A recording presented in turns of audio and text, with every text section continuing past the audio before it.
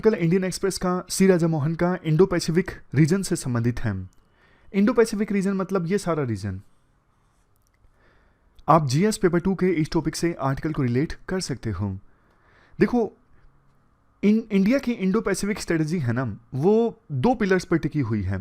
एक तो इस रीजन के साथ इंडिया अपनी एंगेजमेंट को मजबूत बनाना चाहता है, मतलब इस पूरे रीजन में जो भी देश आते हैं ना, उनके साथ इंडिया अपनी एंगेजमेंट को मजबूत बनाना चाहता है। दूसरा, लाइक माइंडेड कंट्रीज के साथ मिलके, मतलब वो देश जैसे ऑस्ट्रेलिया, जापान, जिनके साथ इंडिया की सोच मिलती है, उन देशों के साथ मिलके काम करना ताकि अपनी भी कैपेबिलिटी को इंक्रीज किया जा सके।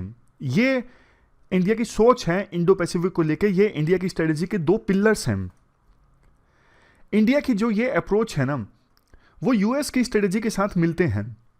देखो, आमतौर पर हमारे देश में कुछ एक्सपर्ट्स को ये लगता है कि देखो, इंडिया तो यूएसए के अलायंस में शामिल होता जा रहा है, यूएसए हमें फंसा रहा है। बट अभी हाल ही में बाइडेन एडमिनिस्ट्रेशन ने अपनी नई Indo Pacific strategy document release किया। इस डॉक्यूमेंट में उन्होंने ये कहा, इंडो पैसिफिक रीजन के लिए यूएसए की जो स्ट्रेटजी है ना, वो ये है, free and open connected prosperous secure and resilient Indo Pacific region सुनिश्चित करना। और यूएसए ने यह भी माना कि ऐसा इंडो पैसिफिक रीजन जो फ्री हो, ओपन हो, कनेक्टेड हो, प्रोस्पर हो, वो यूएसए अकेला नहीं अकम्प्लिश कर सकता। इसके लिए यूएसए को कोऑपरेशन चाहिए। इसके बाद यूएसए की स्ट्रेटजी में इंडिया की कैपेबिलिटी की तारीफ की जाती है।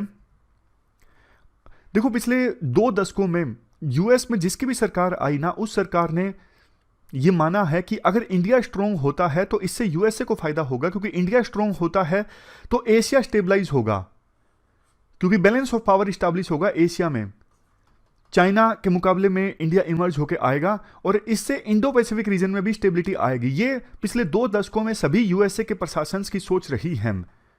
और अभी बाइडेन एडमिनिस्ट्रेशन ने जो डॉक्यूमेंट रिलीज किया है, उसमें भी यह कहा गया है कि यूएसए इंडिया के राइज को और इंडिया के लीडरशिप रोल को सपोर्ट करता रहेगा।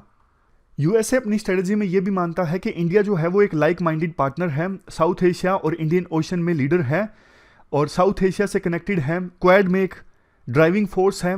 मतलब इंडिया के लिए अच्छी अच्छी बातें बोली हैं बाइडेन प्रशासन ने जो अपनी स्ट्रेटजी रिलीज की। देखो, इंडिया पे फोकस तो है यूएसए का, लेकिन यूं बोलें सिर्फ इंडिया पे फोकस है, ये बात सच नहीं है। इंडो पैसिफिक रीजन में दूसरे जो एलाइज और पार्टनर्स हैं, उन पर भी यूएसए का फोकस है। कुल मिला के पहले जो यूएसए की सिक्योरिटी पॉलिसी हुआ करती थी ना, वो बायलैटरल अलायंसेस पे फोकस करती थी, लेकिन अब जो यूएसए की सिक्योरिटी पॉलिसी है ना, वो ये चाहती है कि यूएसए के एलाइज का एक नेटवर्क क्रिएट हो, जैसे क्वाड है, ओकस है, ऐसी ऐसी ऑर्गेनाइजेशंस क्रिएट हों। जैसा कि कुछ एक्सपर्ट्स को डर लगता है कि यूएसए इंडिया को अलायंस में फंसाना चाहता है, वैसा है नहीं, बल्कि यूएसए खुद अभी फ्लेक्सिबल ग्रुपिंग चाहता है। देखो, यूएसए में राइटर के अनुसार अलायंसेस को बहुत सीरियस लिया जाता है। ये यूएसए के एक्सपर्ट्स मानते हैं कि अगर यूएसए ने किसी के साथ अलायंस किया तो मतलब political obligation, legal obligation, military obligation, ये सब ऑब्लिगेशंस यूएसए के ऊपर आ जाती हैं। तो यूएसए भी बल्कि इंडिया के साथ किसी प्रकार का कोई अलायंस नहीं चाहता है। दोनों लाइक माइंडेड कंट्री हैं, मिल के काम करना चाहते हैं फ्लेक्सिबली। उसी प्रकार से अभी तक, तभी तो ये जो क्वाड जो ग्रुप है, ये कोई ग्रुप की शेप में नहीं आया है, अभी सिर्फ फ्लेक्सिबल ढंग से ये जो इनिशिएटिव है वो चल रहा है। अभी तक तो ये मिलिट्राइज भी नहीं हुआ है, यानी मिलिट्री ग्रुप भी नहीं बना है।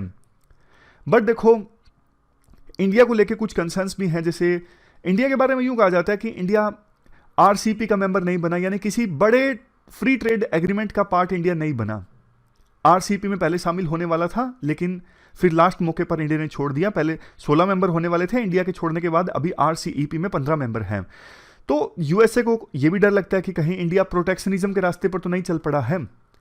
लेकिन यह बात सच है कि इंडिया ने बेशक कोई बड़ा फ्री ट्रेड एग्रीमेंट ना साइन किया हो किसी बड़े ग्रुप के साथ में, लेकिन इंडिविजुअली अभी फिलहाल इंडिया काफी सारे देशों के साथ ट्रेड नेगोशिएशन कर रहा है फ्री ट्रेड एग्रीमेंट साइन करने के लिए, जैसे UAE, Israel, UK, even EU के साथ भी हमारी नेगोशिएशंस स्टार्ट हो गई हैं।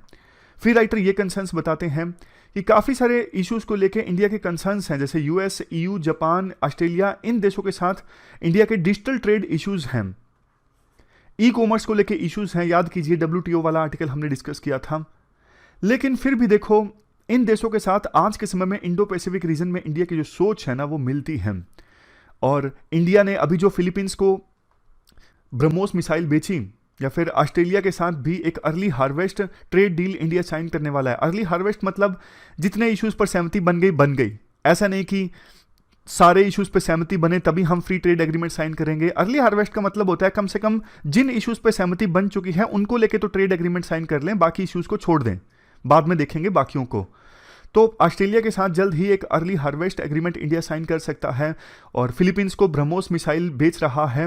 बेशक देखो, फिलीपींस को ब्रह्मोस मिसाइल बेचना डील छोटी है, लेकिन एक संकेत है चाइना को कि इंडिया जो है वो आने वाले समय में, जैसे आप पाकिस्तान के साथ बढ़िया संबंध बना के चलते हो, तो आपके जो पड़ोसी दुश्मन देश हैं उनके साथ इंडिया अच्छे संबंध बना के चलेगा। तो ये पूरा आर्टिकल डिस्कस हमने किया इंडिया के लिए इंडो पैसिफिक रीजन की सिग्निफिकेंस से संबंधित।